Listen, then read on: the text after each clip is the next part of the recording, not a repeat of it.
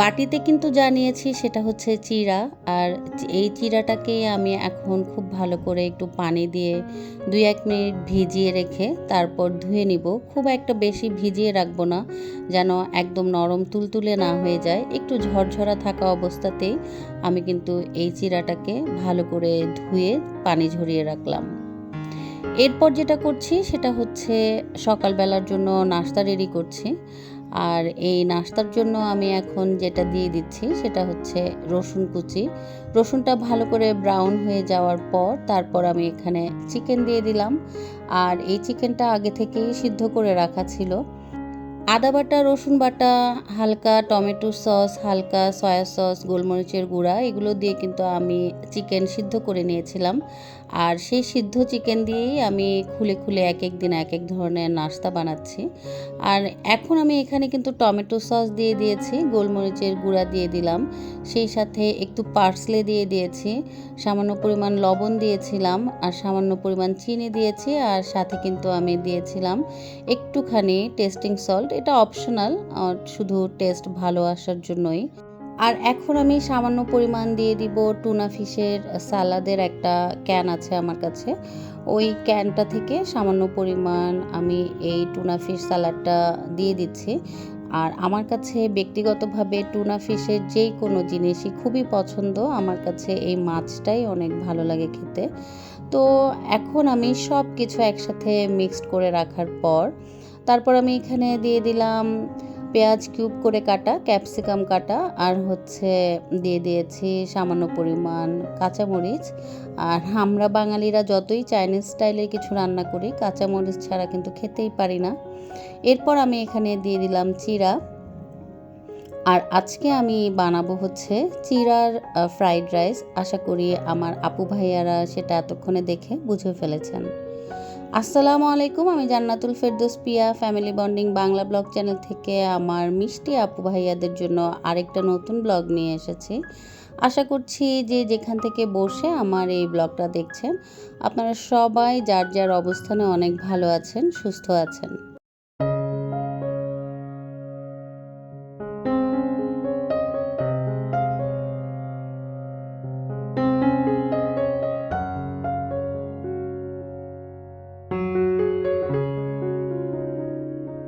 চিড়ার fried রাইসটা আজকে এই ডিশে নিব ভাবছি। আর এটা কিন্তু আমার খুবই পছন্দের একটা ডিশ। এটা আমি প্রায় 3 থেকে 4 বছর আগে কিনেছিলাম। যেই পেজটা থেকে কিনেছি ওরা সরাসরি বাইরে থেকে এনে তারপর এটা বাংলাদেশে বিক্রি করতো। এখন আমি তারপরে অনেক খুঁজেছি কিন্তু ওই পেজটা আর আমি কেন যেন পাইনি। আর পেজটার নাম রয়্যাল টাইপের কিছু একটা ছিল, কিন্তু এখন আমি যতই খুঁজি এই পেজটা আর পাই না। সম্পূর্ণ হ্যান্ডমেডের কিন্তু এই ফ্লাওয়ারের যেই কাজগুলো দেখতে পাচ্ছেন সেগুলো। আর অনেক যত্ন করে আমি এই জিনিসগুলো রাখি। আমার আসলে অলমোস্ট যেই সব জিনিসে আমি কিনি না কেন সেগুলো অনেক পছন্দ করে কিনি, অনেক শখ করে কিনি। তবে সব সময় যে একদম দামি জিনিসই আমি কিনি তা কিন্তু না, অনেক কম দামি জিনিসও আমি কিনি, তবে সেটা আমার চোখে একটু অন্যরকম লাগতে হয়, একটু ভিন্ন রকম লাগতে হয়। ভ্যানের থেকেও কিন্তু আমি জিনিস কিনি। আর আমি কিছু জিনিস ভ্যান থেকে কিনেছিও, সেটাও কিন্তু আপনাদের সাথে আমি পরবর্তী কোনো একটা ব্লগে শেয়ার করার চেষ্টা করব। গত ব্লগে আমি যেই জিনিসটা কিনেছিলাম, মানে মেজারমেন্ট যেই চামচের সেটটা আমি কিনেছি, সেটা নিয়ে অনেকে অনেক আমাকে কমেন্ট করেছেন। অলমোস্ট সবার কাছে অনেক পছন্দ হয়েছে আমার সেটটা। তবে বাংলাদেশি ব্লগার সুমাইয়া আপু আমাকে লিখেছেন যে এই সেটটা আপুর কাছে অনেক বেশি দামি মনে হয়েছে। আপুর কাছে এই জিনিসটা 600-700 টাকা হলে ঠিক ছিল, কিংবা ঊর্ধ্বে 1000 টাকা হলে ঠিক ছিল। তবে যেহেতু আমি এটা পছন্দ করেছি, আমার শখের একটা জিনিস, সেই জন্য টাকা দিয়ে আসলে জিনিসটাকে আর বিচার করা প্রয়োজন নেই, সেটাও আপু লিখেছেন। শুরুতেই আমি কিন্তু আপুকে বলে দিচ্ছি যে আপু, আপনার এই কমেন্টটা কিন্তু আমার অনেক ভালো লেগেছে এবং আপনি একটা যুক্তিসঙ্গত কথাই বলেছেন যে এই জিনিসটার দামটা অনেক বেশি। তবে ওই যে সাথে আবার লিখলেন যে যেহেতু আমার অনেক পছন্দ হয়েছে। আসলেই তাই, মানে আমার যদি কোনো একটা জিনিস পছন্দ হয়ে যায়, মেয়ে মানুষ তো এমনিতেই হচ্ছে নাচুনি বুড়ি, তার মধ্যে যদি এরকম একটা ঢোলের বাড়ি পড়ে যায় তাহলে তো আর কথাই নেই।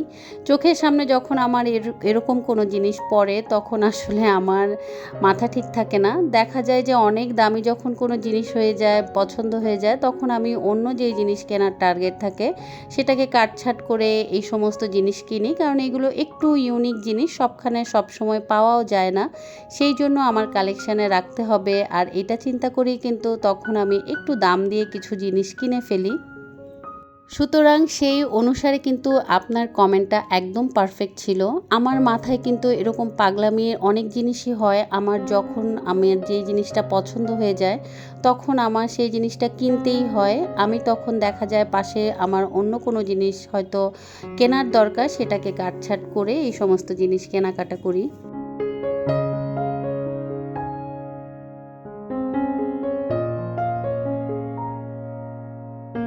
সকালবেলার নাস্তাটা শেষ করে তারপর আমি কিছু বাজার এনেছিল গতকালকে রাতে, তো সেগুলো সরাসরি আমি এমনি ডিপে রেখে দিয়েছিলাম, সেগুলোকে আর বের করা হয়নি। তো ভাবছি এখন এগুলো ফ্রিজে ঠিকঠাক করে রেখে তারপর বাকি যে কাজ সেগুলো করে নিব। আর আমি কিন্তু আজকে আপনাদের সাথে আর বলিনি, আমার বড় ছেলেকে স্কুলে দিয়েছিলাম। ছোট ছেলের একটু শরীর খারাপ, বেশ কয়েকদিন ধরেই শরীর খারাপ, প্রায় 4-5 দিন ধরে স্কুলে যেতে পারছে না। তো ও তো বাসায় আছেই, আর জাফরিনও বাসায় আছে, ওরা দুইজনই বাসায় আছে, শুধু জায়েফ স্কুলে গিয়েছে। তো আজকে কিন্তু আমার সকালবেলা ওদেরকে নাস্তা খাওয়াতে হয়েছে। ওদেরকে আমি ওদের মতো করে নাস্তা খাওয়াই দেই, যখন ওরা রুটি খেতে চায় তো রুটি দেই, বা কখনো কখনো ব্রেডের সাথে ওরা জ্যাম জেলি দিয়ে খায়, সেভাবেও দিয়ে দেই। এক এক সময় এক এক রকম নাস্তা আসলে ওদের জন্য তৈরি করি। তো ওদের নাস্তাটা কিন্তু আপনাদের সাথে আর শেয়ার করা হয়নি। আমি জানি না যে কতক্ষণ পর্যন্ত আমার এই ভিডিওটা আমার প্রিয় আপু ভাইয়ারা দেখেন। প্রতিদিন আসলে একই রকম করে সুন্দরভাবে আপনাদের সাথে ভিডিও শেয়ার করতে হয়তো পারি না, দেখা যায় যে বিভিন্ন ঝামেলা থাকে। আর আমার আগেই বলেছি, ঘরের এখন ওইরকম একটা সিচুয়েশন নেই যে এক তালে এক নিয়মে খুব সুন্দর করে ঘরটাকে আমি গুছিয়ে তারপর আপনাদের সাথে ভিডিও শেয়ার করতে পারবো। যেহেতু এখন একটা ভাঙাচোরার অবস্থার মধ্যে আছি, তাই অনেক কিছু ইচ্ছা করেই কিন্তু করি না। দেখা যায় যেভাবে আগে আমি ব্লগ শেয়ার করতাম, ঘর গুছিয়ে রাখতাম, সেভাবে এখন আর ঘর গুছিয়ে রাখা আমার পক্ষে পসিবল হয় না, বা আমি সেভাবে করি না। কারণ অনেক জিনিস আছে যেগুলো দিয়ে ঘর সাজাতাম, আমার খুবই পছন্দের ছিল, সেগুলো যেহেতু এখন আমি কার্টুন করে ফেলেছি, আর নতুন বাসায় নতুনভাবে সাজানোর জন্য আমি সেগুলো রেখে দিয়েছি, সেই জন্য দেখা যায় ঘর যে সাজাবো সেই রকম অনেক কিছু আমার এখন বাইরে থাকে না। আর অনেক কিছুই দেখা যায় আমার ওইভাবে সাজানো হয় না, তাই যেই রকম করে আপনাদের সাথে আগে ভিডিও শেয়ার করতাম সেভাবে আর ভিডিও শেয়ার করতে পারছি না। আশা করি আমার আপুরা ভাইয়ারা সেটা বুঝে নেবেন, এবং যতটুকুই আমি আপনাদের সাথে শেয়ার করছি সেটা যদি আপনাদের কাছে ভালো লাগে সেটাও কিন্তু আমাকে কমেন্ট করে জানাবেন। আর আজকে কিন্তু আমি দুপুরের রান্নায় একটা ভিন্ন রকম খাবার শেয়ার করব। খাবারের রেসিপিটা হয়তো আপুদের কাছে ভালো লাগবে। কলাপাতা আমি নিয়ে নিয়েছি, আর এই যে এই কলাপাতাটাকে কিন্তু আমি এখন একটু আগুনের মধ্যে সেঁকে নিয়েছি, তবে তার আগে খুব ভালো করে এই কলাপাতাটাকে কিন্তু আমি ধুয়ে নিয়েছি। কলাপাতাটা ধুয়ে তারপর এইভাবে যদি আগুনের মধ্যে সেঁকে নেই তাহলে কিন্তু এই কলাপাতাটা একটু নরম নরম হয়ে যায়। আমাকে যেহেতু এটা ফোল্ড করতে হবে, সেই ফোল্ডের কারণেই কিন্তু এই কাজটা করা। আর যদি আমি সরাসরি ফোল্ড করতে যাই তাহলে কলাপাতাটা কিন্তু ছিঁড়েও যেতে পারে। এখন আমি যেটা করছি সেটা হচ্ছে যে এখানে আমি কচু নিয়ে নিয়েছি, মানে কচুর লতি, সেটাকে ছোট ছোট করে কেটে নিয়েছি। আর এরপর আমি এখানে যেটা দিয়ে দিচ্ছি সেটা হচ্ছে নারিকেল বাটা। যেহেতু আমি নোয়াখালীর মেয়ে, সেই জন্য নারিকেল কিন্তু আমাদের খেতে অনেক বেশি ভালো লাগে। আর নারিকেল শুধু যে পিঠা বানানোর জন্যই ভালো তা কিন্তু না, নারিকেল দিয়ে কিন্তু মজার মজার তরকারি হয়, আর আমি চেষ্টা করব আপনাদের সাথে সেগুলো শেয়ার করতে।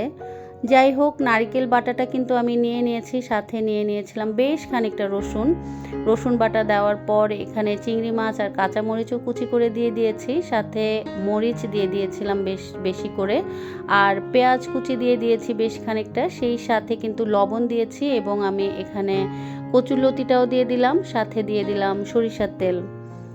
যেই কোনো মরিচ খোলাতে, নোয়াখালীতে তো এই ধরনের খাবারগুলোকে মরিচ খোলা বলে, আজকে আমি লতি নারিকেলের মরিচ খোলা দিচ্ছি। তো যেই কোনো মরিচ খোলাতে কিন্তু আমরা বিশেষ করে রসুনটা অনেক বেশি ব্যবহার করি এবং হলুদের গুঁড়াটা একদমই ব্যবহার করি না।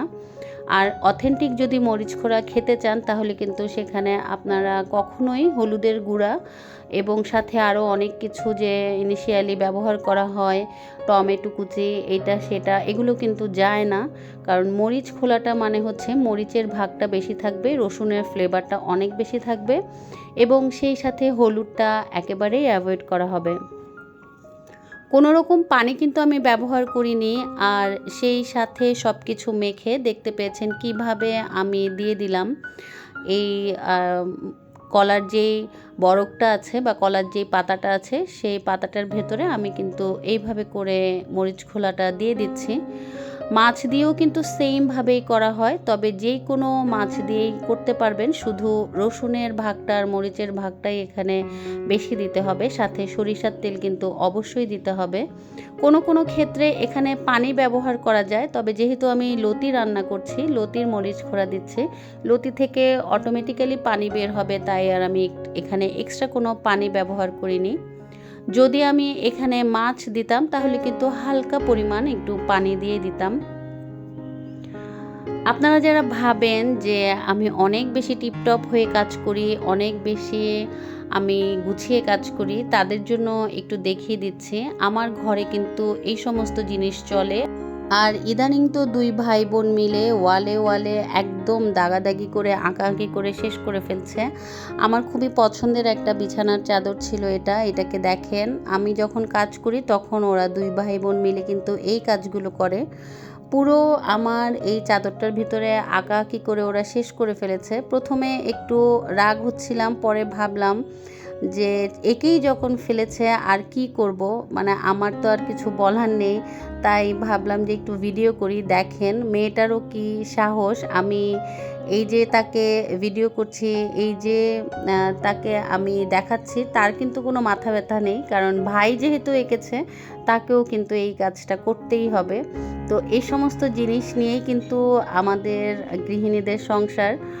আমরা চাইলেও কিন্তু আসলে পারি না যে সব কিছু সুন্দরভাবে গুছিয়ে গাছিয়ে রাখতে।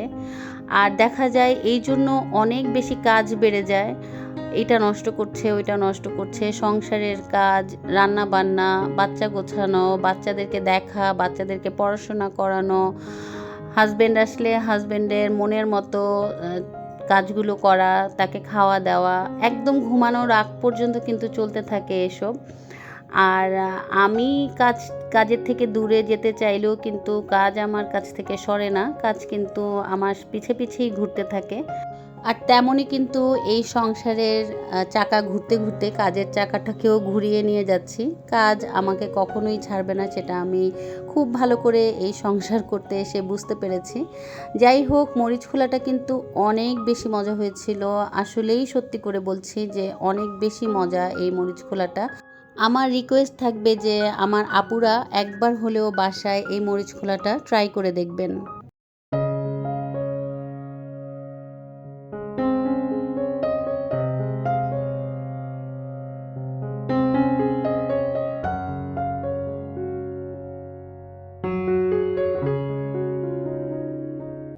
রান্নাবান্না শেষ করার পর তারপর জাওয়াতকে তো আর স্কুলে দেইনি, জাওয়াত জাফরিনকে আম্মুর কাছে রেখে তারপর আমি জায়েফকে স্কুল থেকে বাসায় নিয়ে আসছি। আর এই যে রাস্তার ওই পারে কিন্তু সব সময় এইভাবে জ্যাম থাকে, যখন স্কুলে যাই তখন এরকম জ্যামের মধ্যে দিয়েই যেতে হয়, জানি না কেন এরকম জ্যাম থাকে।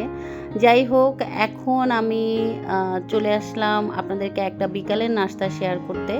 এই নাস্তাটাও কিন্তু নিয়ে এসেছিল আপনাদের ভাইয়া গতকাল রাতে। তো সব নাস্তা গোছানোর পর দেখি ফ্রিজে এটা পড়ে আছে, আমি খেয়ালই করিনি। তো ভাবলাম যে ওদেরকে আজকে বিকালবেলা এই নাস্তাটাই দিয়ে দেই। বেসিক্যালি আমি কিন্তু খুব যে একটা পছন্দ করি ফ্রোজেন এই টাইপের পুরির নাস্তাটা, সেটা বলবো না। তবে আপনাদের ভাইয়ার যেহেতু ভালো লেগেছে, ও যেহেতু পছন্দ করেছে, সেই জন্যই নিয়ে এসেছে। যদি আমি যেতাম তাহলে কিন্তু আমি এই পুরিটা নিতাম না, কারণ আমার কাছে এই ফ্রোজেন পুরির চাইতে কিন্তু দোকানের যে পুরিটা আছে সেটাই বেশি ভালো লাগে। আর তার চাইতে আমি পুরিটা বানাতে গেলে আমার নিজের পুরিটা নিজেরই অনেক বেশি পছন্দ হয়। তবে ওই যে বললাম, একটা আলসেমি ভাব আমার কাজ করে, সেই জন্য পুরি বানানো আমার কাছে বড় একটা আলসেমির ব্যাপার মনে হয়। তবে এই পুরিটা খাওয়ার পর মনে হলো যে আমার আসলে নিজেরই পুরি বানিয়ে তারপর ওদেরকে খাওয়ানো উচিত। যারা এতক্ষণ পর্যন্ত আমার ভিডিও দেখতে দেখতে শেষ পর্যায়ে চলে এসেছেন, তাদের জন্য একটা অনুরোধ রইল, দেখতে যদি ভালো লাগে তাহলে লাইক দিয়ে দিবেন। আর তাদেরকে বলছি, যারা আমার এই চ্যানেলে নতুন, যদি আপুদের ভালো লাগে, ভাইয়াদের ভালো লাগে, প্লিজ সাবস্ক্রাইব করে আমার পাশেই থেকে যাবেন। আর যদি অনেক বেশি ভালো লেগে যায়, প্লিজ একটা শেয়ার দিয়ে দিবেন আপনাদের বন্ধু এবং পরিবারের সাথে।